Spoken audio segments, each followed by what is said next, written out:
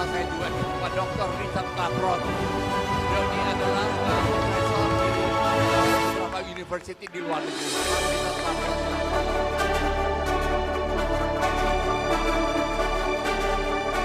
Dan yang posisinya tinggal satu, dan yang terakhir tentu saja kami undang Bapak Menteri yang terhormat.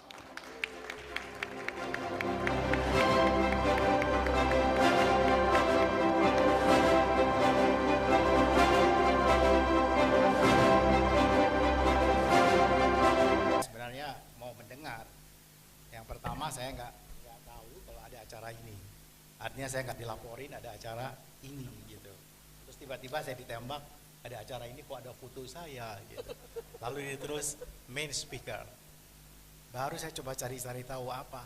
Lalu dikait-kaitkan ke Hattanomics. Wah, harus bertanggung jawab mungkin dalam satu perjalanan dengan teman-teman deputi ini saya menceritakan Bung Hatta kalau nggak salah. Karena menceritakan Bung Hatta itu mungkin langsung disampaikanlah ini. Tapi kemudian tadi Bung Diki, Richard Laprot mengingatkan saya, dulu kan 96, 97 kalau bicara Hatta itu gimana. Padahal pada waktu itu seingat saya juga membantu Pak Richard Laprot ini waktu menjadi deputinya Pak Ginanjar. Kita lagi mengutak-atik comparative advantage atau competitive advantage. Pada waktu itu saya ngikuti kuliahnya Michael Porter dan saya cerita mengenai Michael Porter pada waktu itu. Dan masih baru di mana dia buat sebuah penelitian yang luar biasa dan satu kalimat yang lucu itu bahwa bagaimana Jepang yang sehari-hari menggunakan huruf kanji tetapi brother itu menguasai pasar mesin tik di dunia. Itu dia kata. Dan di Italia itu tidak ada sapi-sapi yang hebat gitu. Tetapi kita di dunia itu di lead oleh Italia untuk menentukan kualitas kulit. Di Swiss tidak ada satu batang coklat, tapi orang mengatakan coklat itu ada di lead, dipimpin oleh Swiss. Kemudian Belanda mencampurkannya dengan susu, maka Belanda mendapatkannya coklat susu. Nah, itu perdebatan kita tahun 99 itu, seingat saya. Comparative advantage, competitive advantage. Lalu di penghujung 9899 ketika Pak Habibie menjadi presiden, muncullah saudara Umar Juworo, CS, Sides, kemudian mengutak-atik di sedemikian rupa dan muncullah, meskipun mungkin pers yang memberikan nama Habibienomics, tapi kita ingat peristiwa itu adalah peristiwa bagaimana tim ekonominya Pak Habibie mampu menurunkan, ya kan, kurs yang bertengger hampir di 19.000, 18.000 turun ke 6.000-an sekian. Teori fiskal, teori moneter pada waktu itu sulit untuk menjelaskan, saya kira. Ini para profesor ekonom di sini mungkin bisa membantahnya situasinya pada waktu itu. Tapi itu terbukti kalau saya tidak salah, dan perdebatan itu terjadi di Hotel Mulia. Saya ingat Ibu Sri Mulyani berdebat luar biasa dan kami berkepluk tangan aja melihat karena kita jauh knowledge distance-nya itu dengan para ekonom, Pak Aris. Kan kalau Bapak kan profesor ekonomi, jadi kami mencoba menjadi profesor ekonomi. Itu seingat saya. Jadi Habibie mungkin itu ya, lalu yang sebelumnya dengan 4 tahapan untuk penguasaan teknologi endowment seperti apa dengan 8 wahana. Tapi kalau kita lihat apa yang dicetuskan oleh Pak Habibie itu sebenarnya produksi. Bagaimana produksi itu dikuasai oleh anak-anak bangsa. Saya kira itu yang penting. Setelah itu baru beliau bicara mengenai, setelah produksi bicara mengenai distribusi. Dan kita buktikan pada hari ini bahwa distribusi kita menjadi persoalan. Sampai hari ini, bagaimana orang ekspor, dan kalau kita impor dan seterusnya, biaya logistik itu mahal. Sampai hari ini itu menjadi masalah, bahkan kita masih ingat di awal-awal jabatannya, Presiden kita Pak Jokowi bicara kenapa kok ada delay time yang luar biasa di Tanjung Priok dan seterusnya. Ini sudah ada waktu Pak Habibie. Dan yang menarik juga adalah kantor ini di beberapa kali kesempatan saya katakan, di berbagai kesempatan saya mengatakan, kalau mau memenangkan atau menjadi calon pemenang hadiah Nobel, termasuk pemenang hadiah Nobel ekonomi, bertandanglah ke Bappenas. Kenapa? Karena sepasang suami istri, Banerjee dan Esther Duplo, mendapatkan hadiah Nobel ekonomi pada tahun 2018, dan itu risetnya sederhana sekali, yaitu tentang SD Impress yang beliau dapat di Bappenas. Jadi kalau mau jadi jadi SD Impress itu didesain oleh Visionomics, kalau katakan mau pakai nama Visionomics, dan mereka akan membuktikan bahwa pendidikan itu ternyata bisa menjadi enabler buat pertumbuhan ekonomi yang sebelumnya oleh para mainstreamer ekonomi mengatakan itu nggak mungkin, itu hanya sebagai pelengkap saja. Jadi itu sedikit tadi sudah disampaikan luar biasa oleh Ibu Winnie soal Wijoyonomics.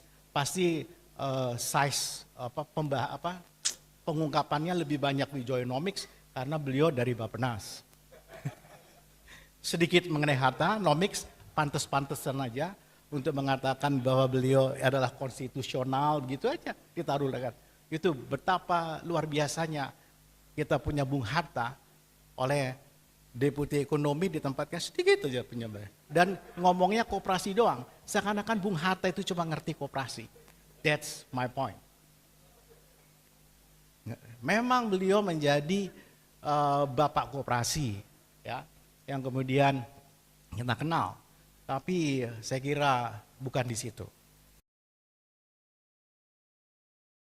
Ketika teknokrat ekonomi diganti oleh Pak Ginanjar Kartasasmita sebagai Ketua Bappenas dan dilanjutkan oleh Pak Kwek Kian Gi dan selanjutnya, dan dilanjutkan oleh Sri Mulyani dan selanjutnya, 5 tahun yang lalu baru saya mengundurkan diri dari Bappenas karena saya mengharapkan Bappenas berperan sentral dalam pembangunan nasional.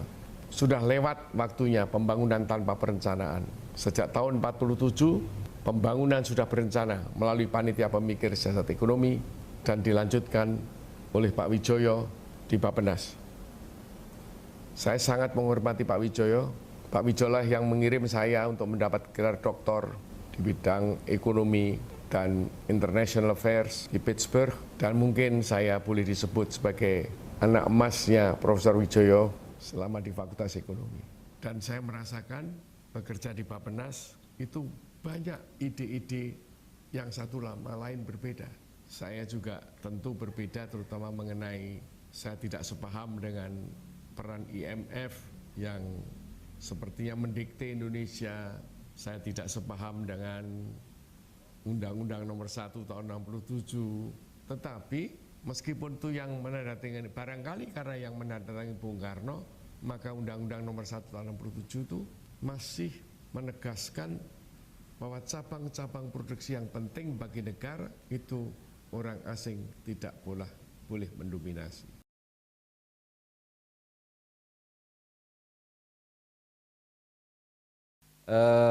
Saya ingin mulai, izin kalau boleh, di bagian akhir dari tulisan Pak Menteri, Pak Arso di Kompas itu, beliau menyatakan, tetapi betapapun Hatta telah memenangkan hati rakyat Indonesia, karena itu semestinya pula Hatta menang.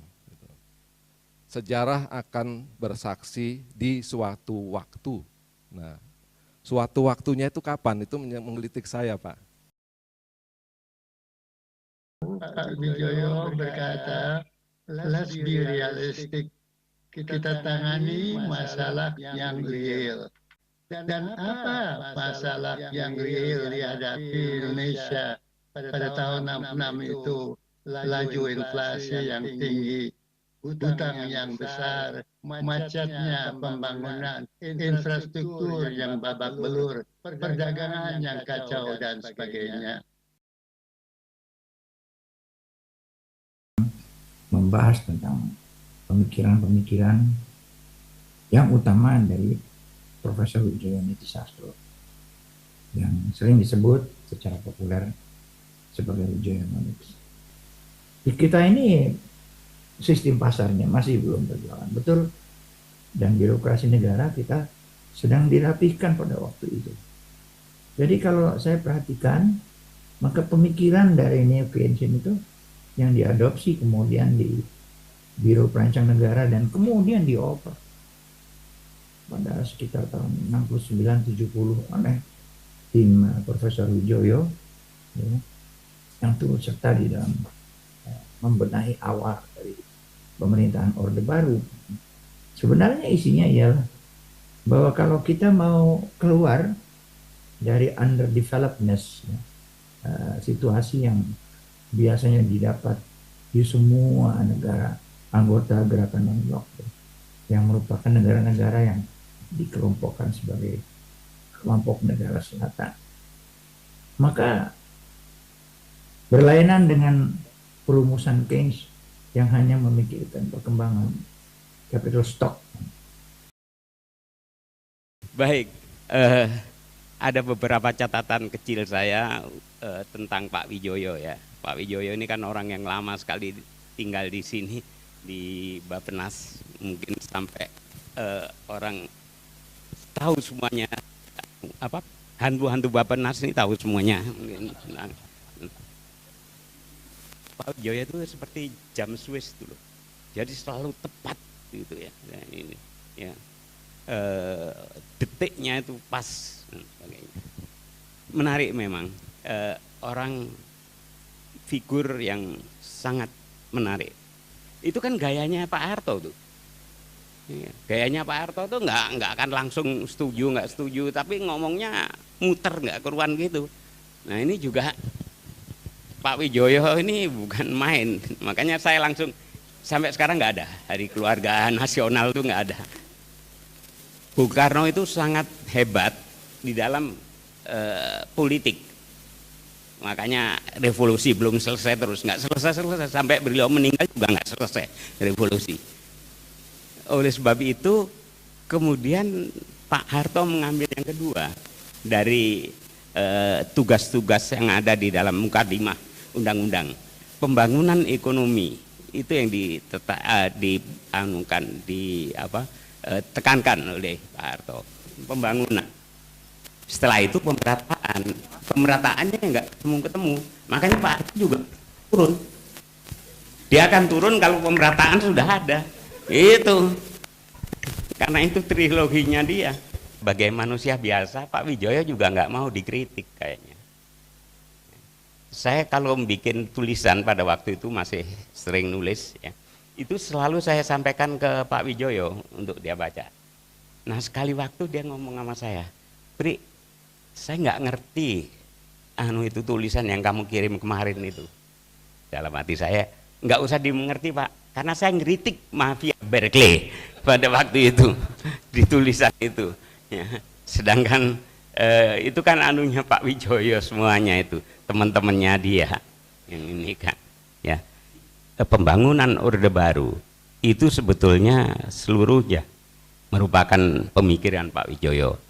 Kenapa pembangunan itu ditekankan pada ekonomi? Sebetulnya pembangunan kan enggak hanya ekonomi, harus ada perubahan sosial ya, yang namanya demokratisasi dan perubahan kelembagaan. Tetapi karena kebetulan para ekonom itu nggak ngerti yang lainnya itu, jadi selama 32 tahun itu sebetulnya hanya pertumbuhan yang diinikan, pembangunan ini, karena memang kami nggak mengetahui, ya. Hanya perbedaannya dengan Pak Mitro. Ini catatan terakhir, Pak Moderator. Kalau Pak Wijoyo itu adalah ekonom yang lurus ekonomi, Pak Mitro adalah political ekonomi, ya. Makanya lebih dikenal. Dan sekarang yang paling banyak itu adalah political ekonomi. Pendidikan tinggi harus didorong. Nah, ini menurut saya adalah kunci merata kesempatan untuk tumbuh bersama. Maka dengan demikian kita bisa mencapai Indonesia 2045 seperti visi Indonesia Emas tersebut. Nah, satu lagi mengenai peran Bappenas, saya kira yang terakhir,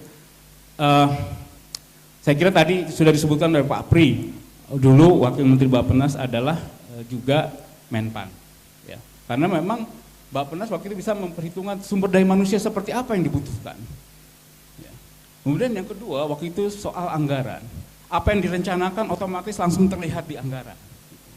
Nah, ini saya kira juga menjadi penting. Orang mengatakan bahwa rencana yang terbaik itu sudah 50% dari eksekusi.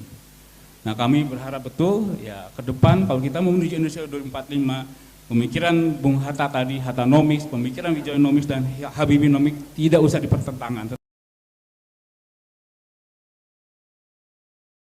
Di sini ada tiga penanggap, ada Pak Richard Klaproth, ada Pak Daniel Rosid, dan Pak Aris Ananta. Saya akan minta Pak Richard Klaproth duluan ya Pak ya. Saya kira bapak-bapak nggak keberatan karena beliau dekat dengan saya jadi mic-nya gampang. Silakan Pak Richard. Saya berdiri ya Pak, nggak biasa duduk. Jadi saya mau berdiri di sini Pak, kalau diizinkan. Ya. Jadi Pak Menteri, saya boleh jujur sekali atau basa-basi? Ya, di antaranya. Politician ya, jadi jawabnya gitu ya. Jadi waktu saya dapat undangan untuk bicara Hattanomics, Wijoyonomics, sama Habibinomics, yang saya lakukan apa? Saya ke internet. Hattanomics. Wah, ini diminta. Jadi saya pelajari habis, Pak. Saya menguasai habis Hattanomics. Baru waktu saya sampai di sini, saya tanya sama Kemal Taruk. Kemal, ini pembicaraannya apa? Hattanomics. Hatta siapa? Pak Hatta. Waduh, saya belajarnya Hatta Rajasa, saya bilang. Jadi saya pelajari itu karena Hattanomics itu nggak ada, Pak. Yang dimaksud oleh Bapak kita, Hattanomics yang ada diberikan resmi oleh Kevin O'Rourke, Dr. Kevin O'Rourke, Hattanomics. Nah, tapi ada blessing in disguise. Saya membaca Hattanomics yang itu ya. Pertama, saya melihat bahwa krisis ekonomi kita ini berada dalam krisis ekonomi sekarang. Kita dalam mahasiswa. Anytime kita bisa collapse, setuju nggak? Pasti nggak tahu kan? Anytime, besok lusa bisa collapse kita. Nah, kenapa saya bisa tahu itu? Karena pada waktu terjadi krisis moneter di sini, saya ada di sini. Jadi saya mempelajari dan dikasih misi-misi rasio gitu Pak Harso. Bagaimana menurunkan 17.000 menjadi 8.000. Itu tidak seperti yang ditulis sejarah. Menurunkan 17.000 sampai 8.000 adalah bagaimana kita masuk ke dalam pasar uang di mana itu adalah orang-orang yang Yahudi dan otaknya itu Pak Harso. Betul. Betul. Itu misi rahasia. Bagaimana Hubert Nys ya kita kelabui lah semuanya. Pasar kita kelabui, orang-orang Yahudi kita kelabui. Misi rahasia, ya. Nah, saya jadi akan banyak buka rahasia, makanya saya tanya, boleh nggak Pak Harso? Ini hari pahlawan, Pak, saudara-saudara. Ayah saya itu tentara, umur 38 tahun gugur di Jerman. Jadi dia pahlawan, dimakamkan di Taman Pahlawan. Kenapa saya sampaikan ini? Kalau dia tahu keadaan kita sekarang ini, saya kira tengkoraknya akan bangkit dan dia akan khawatir gitu. Jadi makanya saya ingin jujur Pak. Dan saya punya hutang sejarah gitu. Jadi ini kesempatan ini langka banget dan saya terima kasih Pak. Dan saya tidak percaya kebetulan gitu ya. Kenapa saya ada di sini. Ya. Nah, keadaan ekonomi kita akan berbeda sekali ketika Pak Hatta, ini Hatta bukan Hattanomics ya, ini Hatta Pak Muhammad Hatta. Dan Pak Mitro mengundang mantan Menteri Keuangannya Hitler, namanya Karl Scott. Kenapa diundang? Karena Menteri Keuangannya luar biasa. Menteri pada waktu itu hiperinflasi di Jerman. Dia harus baca sejarah, hiperinflasi. Bagaimana hanya dalam tempo 5 tahun, hiperinflasinya hilang, mereka bisa membangun Volkswagen, Mercedes, bikin Olimpiade Berlin. Kenapa? Ternyata mereka bikin sistem ekonomi yang dibikin oleh Karl Scott. Dan ketika Indonesia merdeka, Pak Hatta dan Pak Mitro mengundang Karl Scott sebagai advisor. How we are going to do this. Jadi kalau pada saat itu Bung Karno menyetujui, nasib kita nggak seperti ini. Kita udah lebih maju dari Jerman. Oleh karena itu, saya menerjemahkan dari bahasa Jerman, politik ekonomi dia gimana. Luar biasa, Pak. Jadi kita nggak perlu nunggu sampai 2043 atau 2000 berapa. Kita nggak perlu, 5 tahun. Permasalahannya kita di sini nggak ada yang bisa bahasa Jerman. Betul, kemampuan bahasanya rendah orang-orang di Bappenas ini. Brainnya pintar, tapi kemampuan bahasanya rendah sekali. Ya, sekarang padahal internet sudah bagus kan, males bacanya. Tadi saya mau otokritik juga. Pak Budiono aja sebagai yang tadi menyampaikan, salah juga menyebutkan istilah. Tadi seperti Pak Habibie membangun Bank Indonesia independen, itu langkah pilar yang bagus sekali. Itu keliru, Pak. Karena kita didikte oleh IMF. Bank Indonesia udah bebas.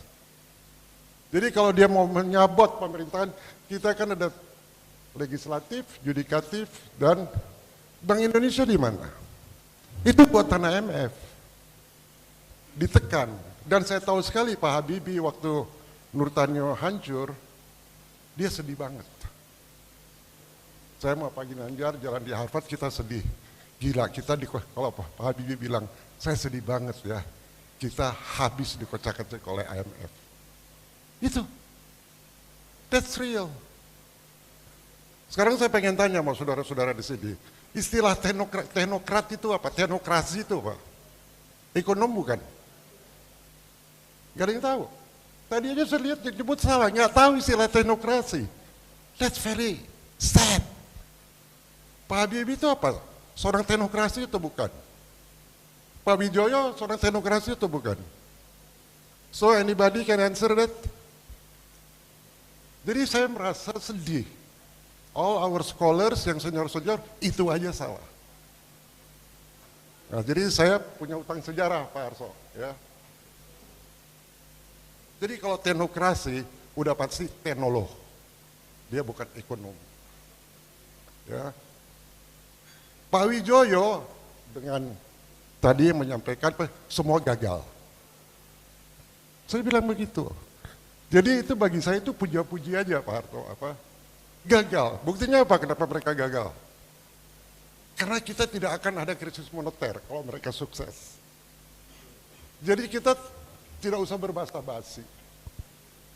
Dan orang yang membuat kembali recover hanya 2 tahun, motornya Pak Harso. Saya masih ingat saya berdua sama Pak Harso di Grand Melia, kita harus menghadap ekonom-ekonom itu. Ibu Sri Mulyani masih hamil, waktu kita pulang kita sedih banget ya Pak Harso. Kok mereka nggak bisa mikir kayak gitu? Ya, di Hotel Mulia. Ada bedanya sekarang saya senang sekali bahwa Ketua Bappenas sejak tahun 93, 98 dipegang oleh teknokrat. Kenapa? Cara berpikir ekonom sama cara berpikir insinyur beda. Betul, itu pembicaraan kita kan Pak. Insinyur itu biasa membangun, merancang, membangun struktur. Ekonom enggak. That's why Paul Omoriot bilang, the economic is dead. It's dead. Jadi suka nggak suka kita dengan Pak SBY, ya cadangan devisa kita naik, pemikiran seorang insinyur. Suka nggak suka, Sekarang yang dipegang oleh Pak Habibie, Pak Jokowi dengan Pak Harso, dia bisa membuat dreamnya industri unggulan come true. Betul, dari cadangan itu karena dipegang oleh seorang insinyur. Kalau Menteri Keuangan boleh, ya, tapi kalau Bappenas harus orang yang bisa merancang, membangun. Ekonom nggak bisa bikin motor, nggak bisa bikin mobil, ya. Jadi cara berpikir itu, kan saya ngomonginnya ada adik-adik mahasiswa. Nah, kenapa kita bisa hancur? Anytime nih Pak Harso. Karena kita punya politik ekonomi atau enggak. Tadi kan disampaikan oleh beliau politik ekonomi, tapi saya kira mereka juga nggak ngerti artinya politik ekonomi itu apa. Apa artinya politik ekonomi? Ada yang mau menyampaikan enggak? Pilihan-pilihan nilai di dalam ekonomi. Oke, saya bicara ada dua kata, politik sama ekonomi. Politik artinya apa? Kawan, banyak profesor di sini. Politik artinya apa? Persoalan kekuasaan, itu aja. Ekonomi, persoalan sumber daya ekonomi, betul? Nah, tiga-tiganya, dua-duanya punya unsur yang sama. Politik itu adalah bagaimana seorang memperoleh kekuasaan. Apakah melalui partai, apakah melalui diktatorship, atau melalui kudeta, dia dapat kekuasaan. Jadi kayak pajak, itu hakikatnya itu. Pertama, bagaimana memperoleh kekuasaan. Kedua, bagaimana mengelola kekuasaan itu. Ketiga, bagaimana mempertahankan kekuasaan itu selama-lamanya. Itu hakikat politik. Ekonomi juga gitu. Bagaimana seorang memperoleh sumber daya ekonomi. Kedua, bagaimana dia mengelola sumber daya ekonomi itu dan bagaimana dia mempertahankan sumber daya ekonomi itu selama-lamanya. Itu diskusi saya mau Pak Harso tuh, debat kita habis soal itu. Jadi kata itu kalau digabung politik ekonomi artinya bagaimana seseorang yang punya kuasa dengan kekuasaannya dia memperoleh sumber daya ekonomi, betul? Dan dengan kekuasaannya dia mengelola kekuasaannya dengan aturan undang-undang untuk memperoleh, memanage sumber daya ekonomi. Dan kalau dia ingin mempertahankan kekuasaan selama-lamanya, sumber daya ekonominya dia harus pertahankan selama-lamanya. Bukan gitu? Kita punya nggak politik ekonomi? Punya. Apa? Ekonomi Pancasila. Ada undang-undangnya? Nggak ada kan? Pak Harso ini terlalu humble, jadi saya mau buka rahasianya Pak Harso. Banyak nih rahasia Pak Harso, saya mau buka. Orang asing punya politik ekonomi ini namanya 3G. Tahu G-nya apa? G pertama apa? Apa? Ini mahasiswa, apa? Apa namanya? Gospel, gold, glory. Oke. Jadi waktu orang Belanda bisa menjajah kita kenapa? Karena mereka punya power. Politik, kekuasaan. Karena mereka nggak punya sumber daya ekonomi, mereka masuklah ke negara-negara yang punya sumber daya ekonomi, betul? Orang Inggris begitu juga. Jadi mereka datang dengan gospelnya. Gospelnya apa? Dagang kan? Dagang atau dengan melalui agama. Terus yang diambil apanya? Gold kita diambil. Untuk apa? Glory mereka. 350 tahun. Mereka punya politik ekonomi. Amerika punya politik ekonomi. Nah, waktu Perang Dunia Kedua selesai, tahun 45, Menteri Luar Negeri Amerika bilang, kita harus ganti cara kita politik ekonomi. Kenapa? Karena 20 juta orang mati Perang Dunia Kedua. Jadi gospelnya diganti. Nomor satu diganti dengan apa gospelnya? Bukan lagi dagang, bukan lagi freedom. Semua negara dikasih freedom. Kedua apa? Education, demokrasi. Makanya Berkeley Mafia itu dapat scholarship. Dicuci otaknya, dia memakai faham-faham kapitalis. Sorry to say, that's the truth Pak. You as a menteri nggak bisa ngomong, tapi kan itu pembicaraan kita. Jadi mereka berbicara faham-faham inflasi apa, datang di sini mereka minta bantuan. Pinjaman itu menjadi normal. Tadi Pak itu sudah menyampaikan. Mereka pokoknya pertumbuhan, pinjam, lihat utang kita sampai berapa. Saya research di Harvard, saya dapat profesorship saya di universitas yang kalian nggak pernah dengar. Namanya Brandeis University. Pernah dengar Brandeis University? Lebih hebat dari Harvard, lebih hebat dari Massachusetts. Tapi kalian nggak pernah dengar kan? Kenapa? Karena itu semua orang Yahudi di situ. Yang ngajar harus orang Yahudi, dan yang muridnya harus orang Yahudi. Yang kita bicarakan, by the way saya Yahudi. Betul, makanya nama saya Richard Klaproth. Kita kalau break, profesor-profesor itu kasih model-model ekonomi, Pak Harso. Ini ada model ekonomi, kita praktekin di mana ya? Saya bilang, kamu baca dulu, saya baca. Wah, ini belum tentu bisa berhasil. Kamu mau coba di mana? Coba aja di Afrika. Kalau gagal gimana? Ya mereka suffer, nggak apa-apa. Kita digituin juga. Kita jadi kunci percobaan. So, gospel. Jadi, hak asasi manusia, itu gospelnya. Demokrasi, gospelnya. Freedom, makanya sejak tahun 45 banyak sekali negara yang merdeka. India merdeka, semua banyak merdeka. Ada namanya beasiswa Colombo Plan. Wah, bangga dapat Colombo Plan. Brainwash semua. So, satu lagi ya. So, apa yang terjadi? Menteri kita ini resah. Lalu kita buat strategi. Saya akhirnya masuk, walaupun di sini ditunjuk oleh Pak Harto sebelumnya menjadi anggota MPR. Pak Harto mungkin lupa, dia gerilya, bro, kita harus bikin politik ekonominya Hatta.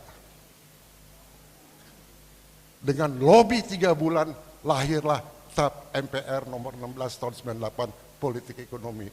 Tepuk tangan buat Pak Harsono. Itu cita-citanya Bung Hatta. Sampai sekarang masih berlaku. Makanya saya senang sekali beliau jadi menteri. Karena, what's the moral with this story? Sejarah yang saya sampaikan itu semua diskusi saya dengan Pak Harto. Kalau kita punya menteri yang hanya tahu technical aja, tapi tidak punya sense seperti beliau, kita nggak akan grow kayak sekarang. Tepuk tangan lagi dong buat dia. Ini bukan jilat, ini sahabat.